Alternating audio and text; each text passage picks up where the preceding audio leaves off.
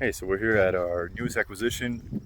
We're in the middle of the process of acquiring this property in South Dakota, Rapid City, South Dakota.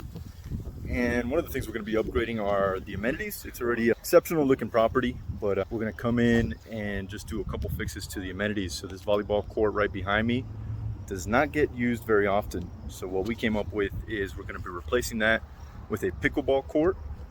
We all know how popular that's become and lots of fun to play. So pretty excited to add that to the property.